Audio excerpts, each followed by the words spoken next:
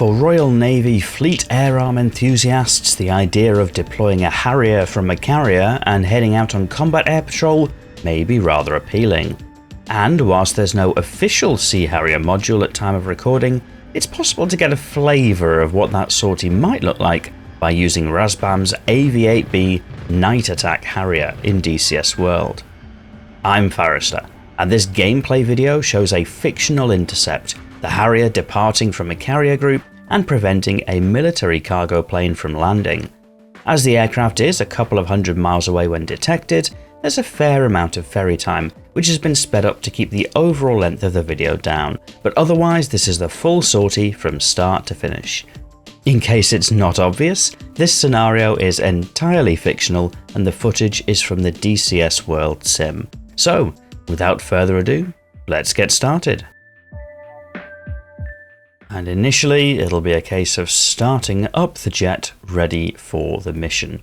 Incidentally, I have included some timestamps in the video description, so if there's a particular part of this video that you're more interested in, feel free to skip ahead to that part. However, I should also point out, I'm maybe 5, maybe 6 years since I've been behind the stick of the Harrier, so I'm definitely going to be a little bit rusty as we start up the jet and prepare to fly out. Make sure we've got ground power, not because the aircraft needs it, but because it includes the SINS cable for aligning the INS, if that is even still a thing. So those who follow Eagle Dynamics will be known that this year has had a little bit of drama between Razbam, the developer of this Harrier module, and others, and Eagle Dynamics, and frankly, I'm not sure how long the Harrier will remain supported and playable, and when it may or may not. I do have some experience of that in DCS World with the Hawk module, which used to fly many years ago, and of course has fallen down the wayside because the developer has moved on to other things. And the same is, I suppose, possible if Razbam make the decision that they're not going to have anything to do with DCS World anymore. I should point out I have no internal knowledge of Eagle Dynamics or Razbam, just what I read on, well, we'll say forums and leave it at that. They're going through getting the aircraft started up. The mission for today is going to be a combat air patrol over the South Atlantic.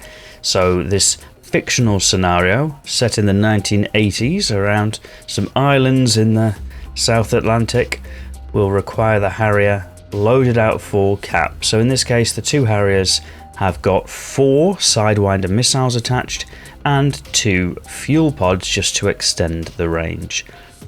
The Harrier in DCS World doesn't have any radar, so I've also added an AWACS, which in this case would be an E2 from a fictional US Navy carrier support, and an S3 Viking to provide refueling support as well. Again, I don't know that the Royal Navy in the 1980s had that sort of inbuilt support into their carrier groups. Everything was provided by Harriers or by helicopters, I think.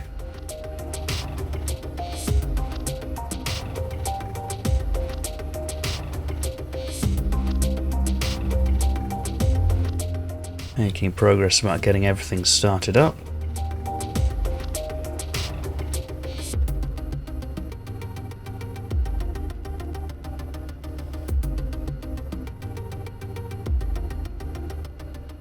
Trying to make sure that I've remembered to do everything, as is often the case when you've not flown a module for some time.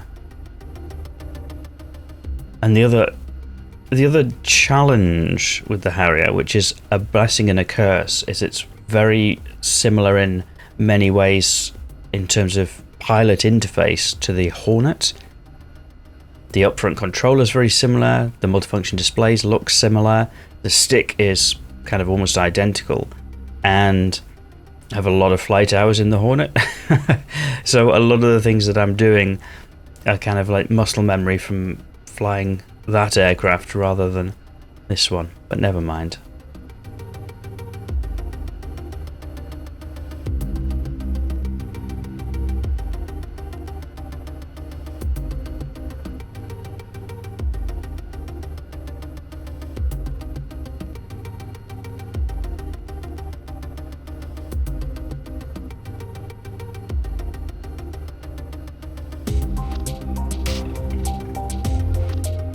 There is no shortage of waiting around for an INS to align.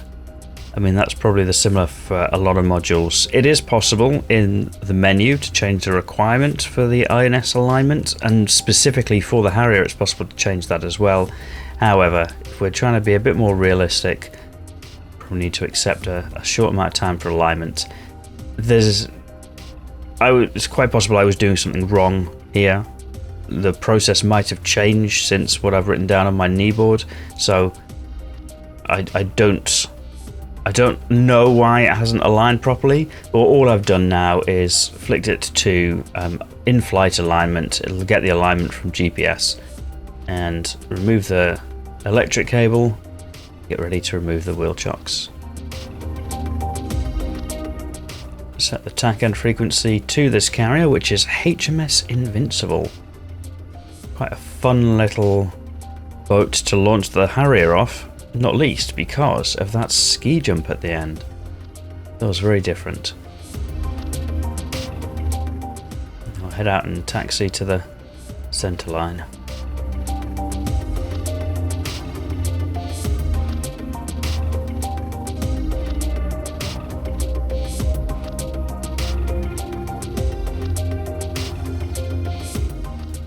More or less on center. So I don't know if this is a proper procedure for a Royal Navy launch at the time. If you do know, you can let me know in the comments, but pretty much have the hover stop set to 65, so the nozzles will drop to 65. Spool the engines up. Nozzles are at 10 degrees right now. Let her rip. Develop some speed going along. And as soon as I'm on the ski jump, nozzles back to 65, and then actually bringing them straight forward again, because it seems to have the power. And what we'd rather have is the airspeed.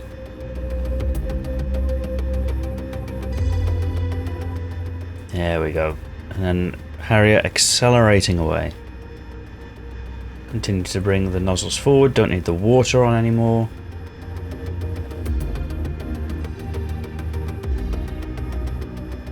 .170 knots, and there we go, nozzles are fully forward now, and I'll put the flaps back into auto. So I don't know if that's the proper way to do it, but it tends to work. We've got quite a heavy load out here with those two great big fuel tanks, and they are full fuel tanks, they're not empty ones. So nice little view of a carrier group behind.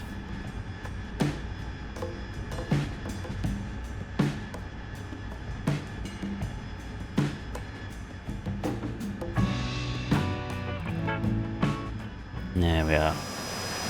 Nice external view of that Harrier night attack.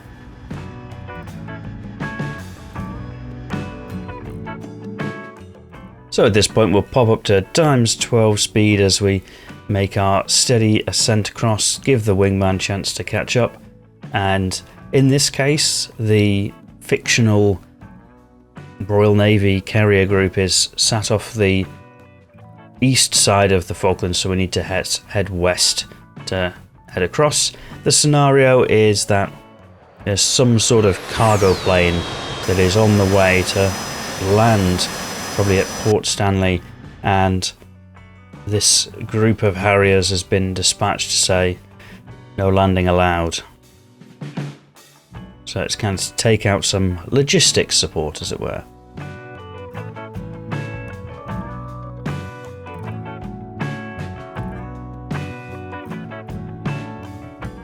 So because this is the night attack variant of the Harrier, it's not a sea Harrier, it's really mostly designed for ground attack. It can carry sidewinders and do a little bit of air-to-air with sidewinders, but compared to a jet with its own radar, that's not ideal. And because it is the ground attack variant, the nose is filled with alternative avionics to support that mission, and that means there's no radar aboard at all.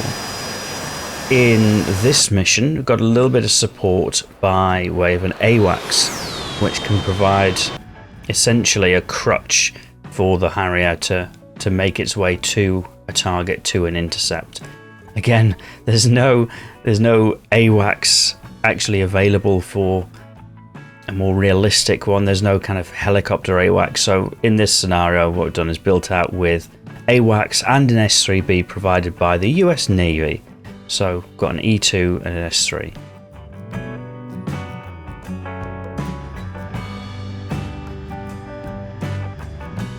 You can see here, just using that AWACS, requesting a bogey dope, find out where this Hercules is.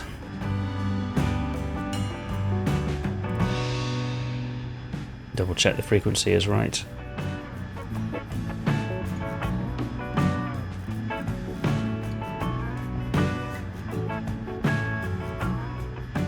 And there we go, we've got 271 for 130, so we're heading the right way.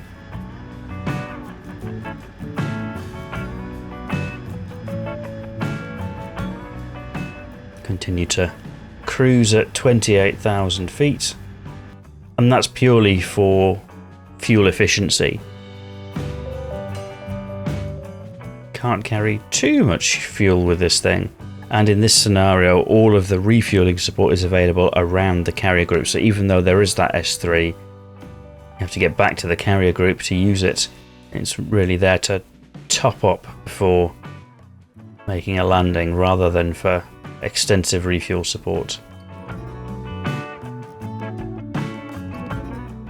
There we go, Harrier making the descent to try and intercept. I'll kick the music up a notch for this as well.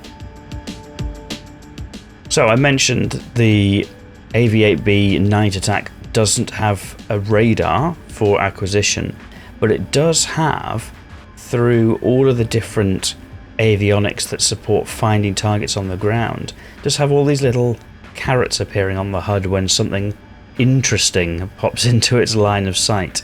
And one of the ways that that can be used is to identify things of interest. And so as we do approach this Hercules, it will appear on the heads-up display as a, oh, here's something you might be interested in, because the contrast is different.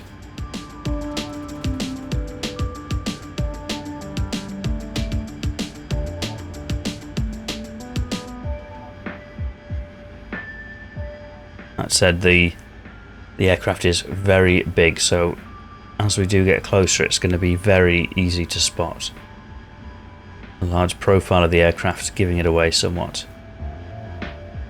So I mentioned the loadout. We've got 4 sidewinders and we've got 2 fuel tanks attached. Those 2 fuel tanks I have got selected for jettison, but for a situation like this where it's engaging an unescorted Hercules, actually I'm going to keep them attached for this rather than ditch them. They have still got some fuel in, small amount of fuel left in them. But there's no sense in ditching the bags to engage a Herc.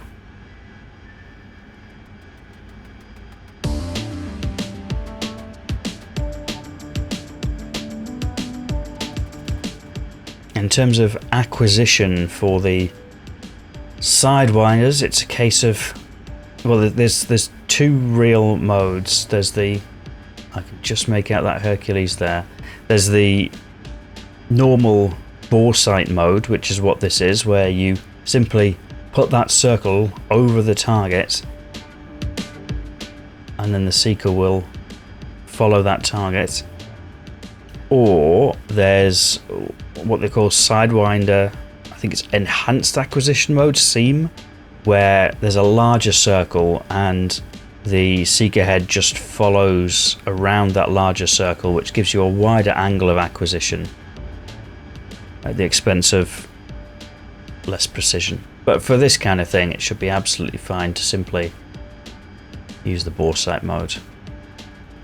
And they are all aspect sidewinders as well.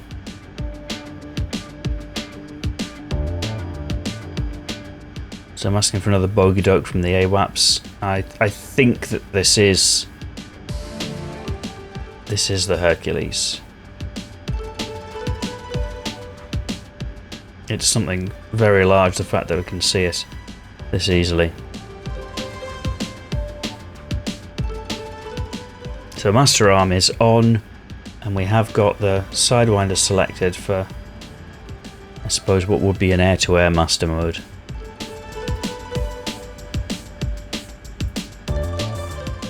There we go, you can see that on the DMT. The sidewinder is acquired there. And the little carrots are moving with the aircraft, so the targeting has definitely picked it up. I'm going to switch from the sidewinder to the guns.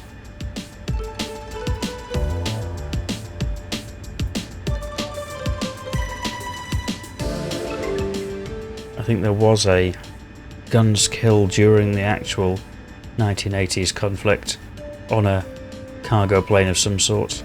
Might have been a Hercules.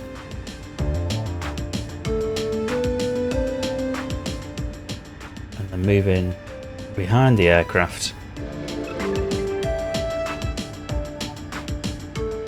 Put the pipper on.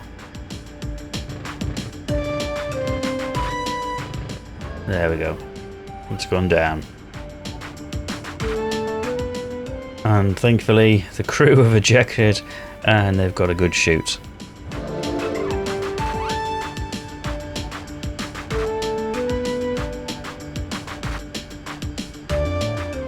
And just keep an eye on it, make sure it does indeed go down.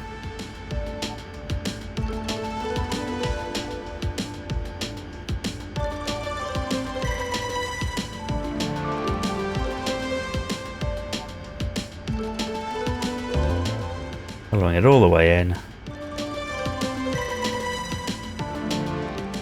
And there we have it, splash Hercules. So I hadn't realised, but we're actually just made it across to the far side of the islands here. You don't really see it when you're up at 28,000 and there's no shortage of cloud, but it's nice to actually see a little bit of land, a little bit of ground, and there's the wingman behind, following us up. So we'll head back up to cruise altitude and head back towards the fleet.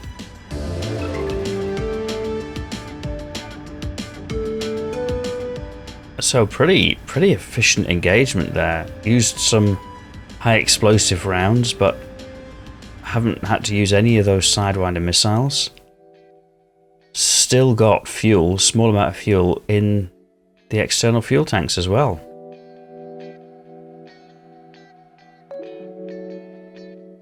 So just using the pages on the different multifunction displays to work out what the most optimal cruise altitude is. And again, it's probably slightly higher now that we've shedded a bit of fuel, close to 30,000 feet. And then just use the autopilot to cruise it in neatly as those clouds gently fly past at times 12 speed. Majestic.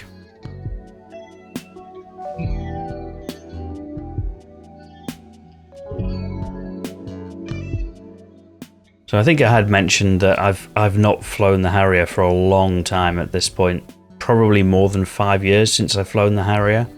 Ultimately, when the F-18 Hornets became available in DCS World, that became my mainstay. Just for the versatility of the platform, it can do an awful lot more. The carrier landings are good fun. So most of my flight hours ended up in the Hornet. The Harrier fell down by the wayside, but it's nice to have a little switch and a little bit of nostalgia to remember what this thing was like. And who knows, maybe the support will stay for it in DCS World. It's an incredibly detailed module. I don't know that I would say it's at heat blur level, but it's definitely good. And immediately turning around here, because on the AWACS frequency, they have informed us that something else has been spotted, so we're going to go and investigate that. ultimately, the sortie here, the mission is not to let anything land at any of the runways, to deny logistics support. And so if there's something else in the air, it certainly warrants investigation.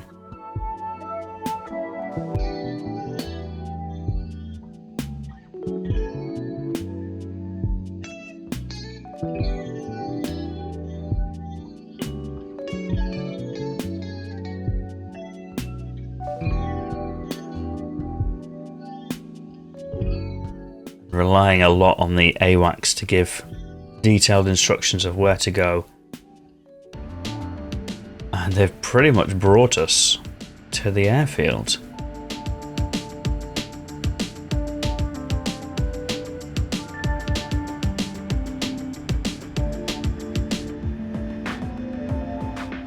So looking around for anything that might be trying to take off or land.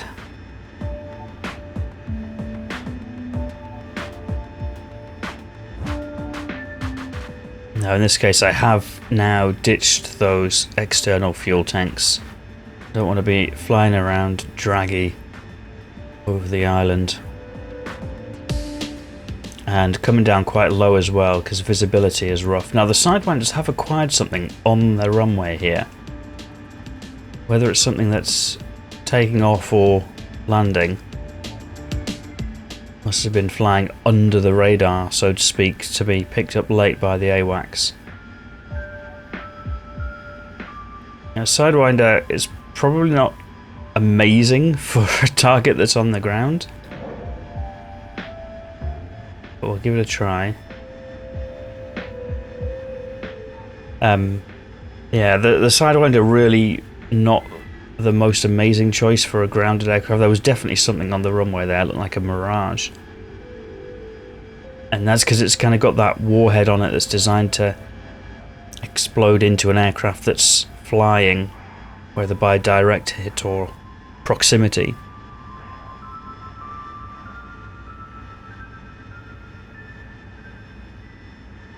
And so when it's on the ground, it's going to be more limited in effectiveness. So we have got gun rounds, but as always it's difficult to spot the aircraft against the runway.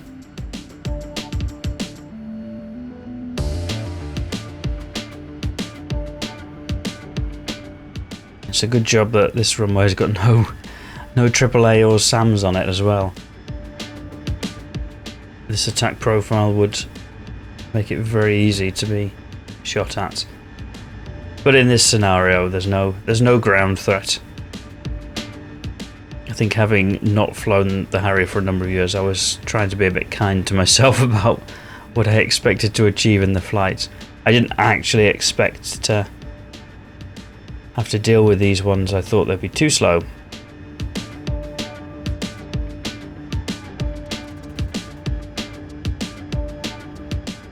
So using the Sidewinder just to pick up the target there,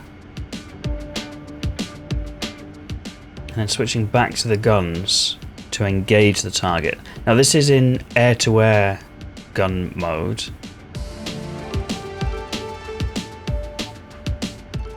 There it is there on the taxiway.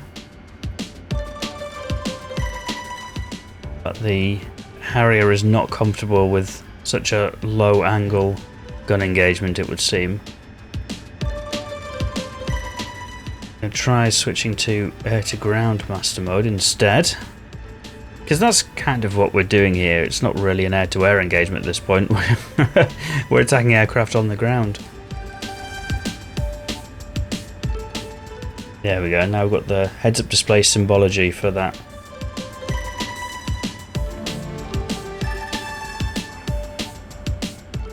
This is quite painful to watch actually. My lack of recent flight time in the aircraft is definitely showing.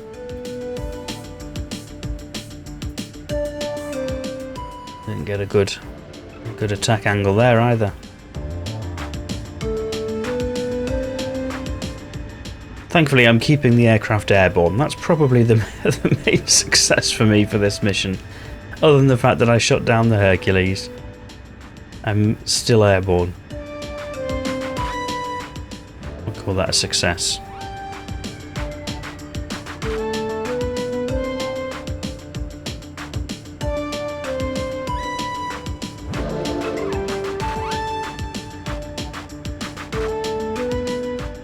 And then sweeping for the aircraft with that sidewinder.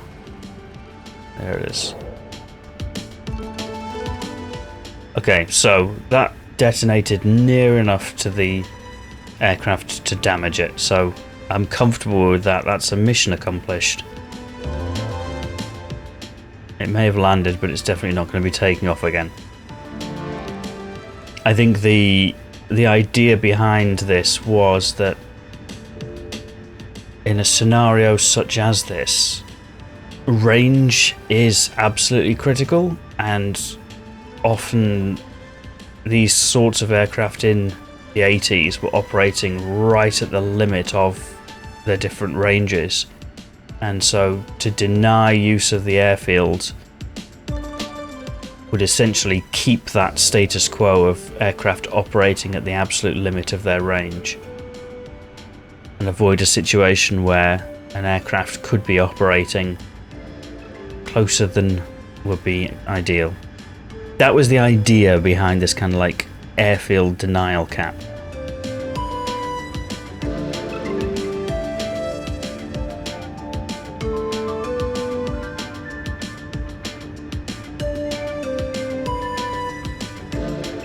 Quite interesting seeing the detail below.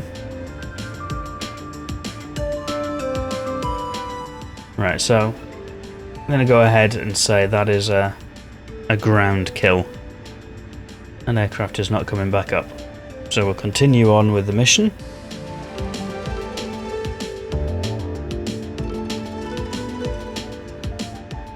And there's a report of another aircraft around here somewhere.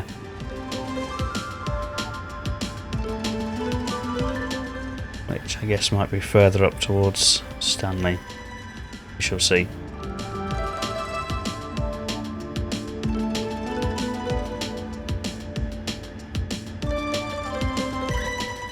So I've got two sidewinders. Might serve more as acquisition modes than actual weapons employment modes, given the previous experience on this mission, but still useful.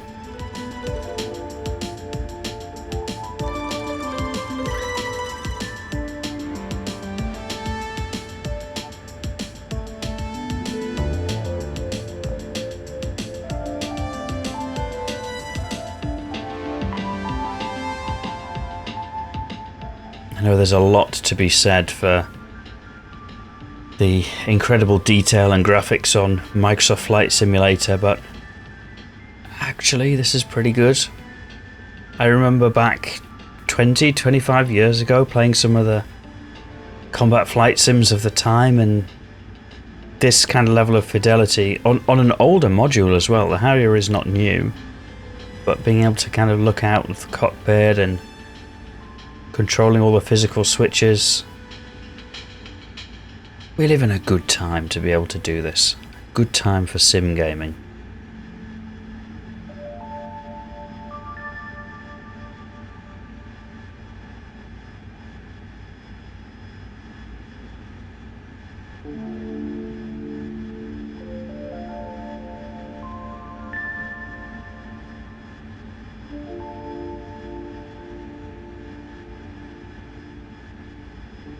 So AWACS saying the picture is clean, which makes me suspicious that perhaps this other leaker has made it through and landed down on the airfield. Have a look and see.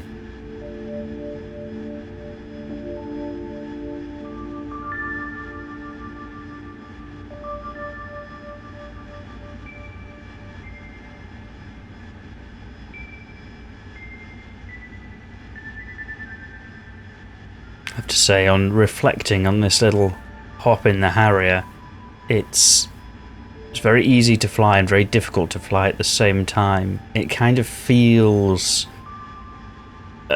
unstable And I know many military aircraft are designed to be unstable, but for example, compared to the Hornet always felt like a very stable platform. This feels like if you push it too far, it just wants to depart.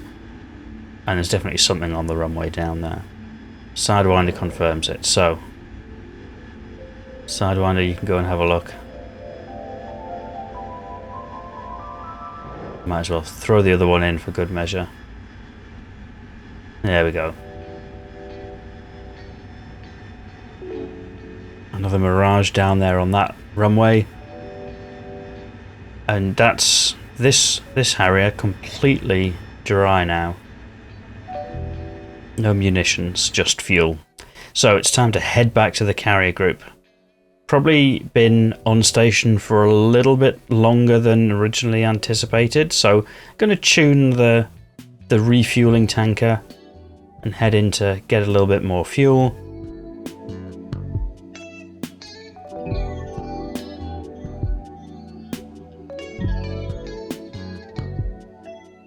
Trying to find a balance between getting up to a decent altitude but also not wasting fuel climbing too high just to descend again shortly. So in this case, just want to top up a little bit of fuel to make landing more comfortable.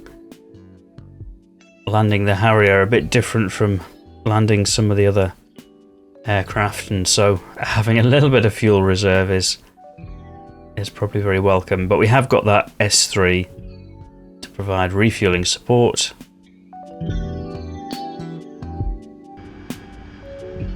There it is.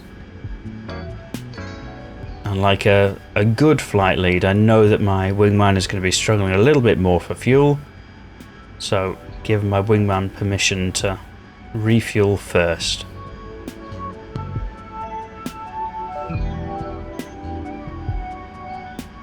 Clean up some of the symbology, ready for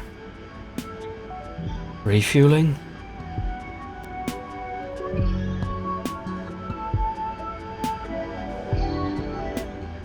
There we go, probe out.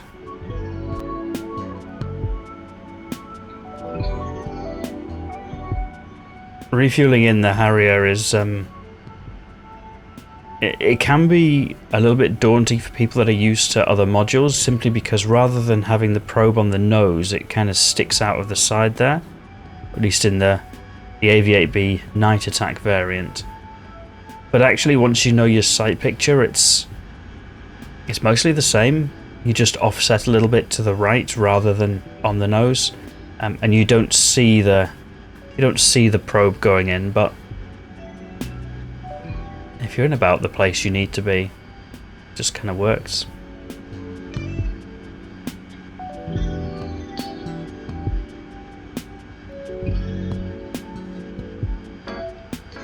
And slowly creep forward to the tanker.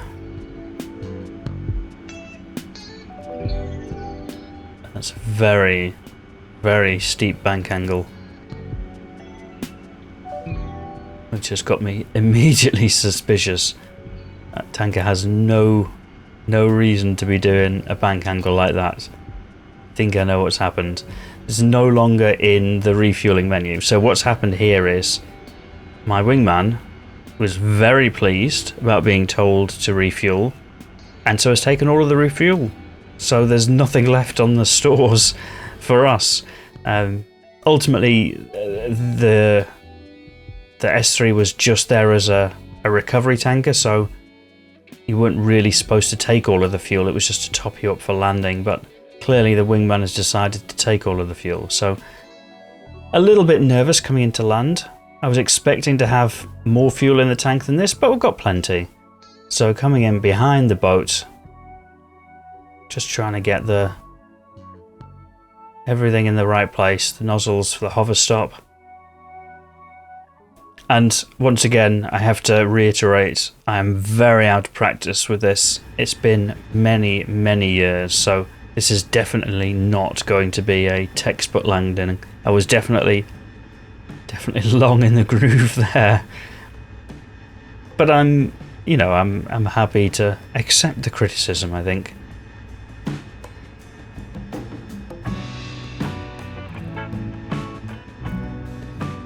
And it seems like the Invincible is actually going pretty fast, steaming along here at decent rate of knots.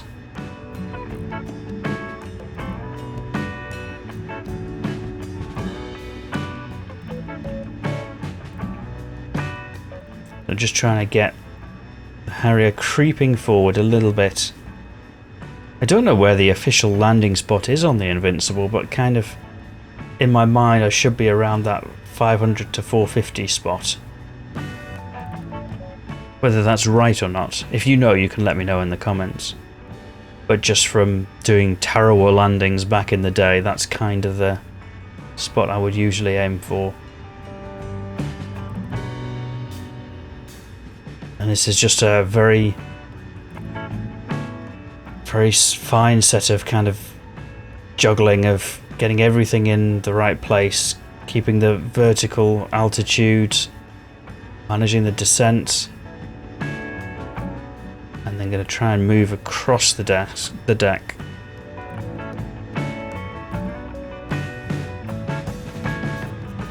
I've ended up slightly off angle on the yaw. Using the rudder. Bring it down.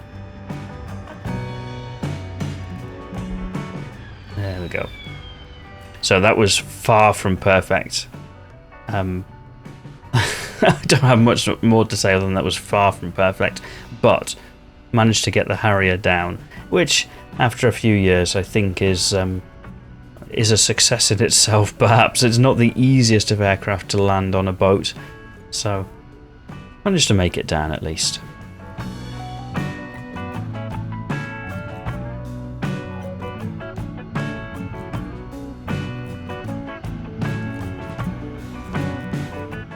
Anyway, not the worst sortie. I enjoyed taking out the Harrier again. All the Razbam drama aside, this is a fun little aircraft to fly, so I don't know how long it will remain available and playable for, but definitely enjoyed this little sortie, and also managed to take out a Hercules and a couple of Mirages to deny that runway. So just making sure that my wingman is able to get back. There we go. So all that remains to say is that if you enjoyed this video, you might press the like button to let me know I should make more similar videos. And if you're not yet subscribed, given that you got this far, you might like to do that too, so that YouTube will show you more videos like that in future. But otherwise, and as always, thank you for watching.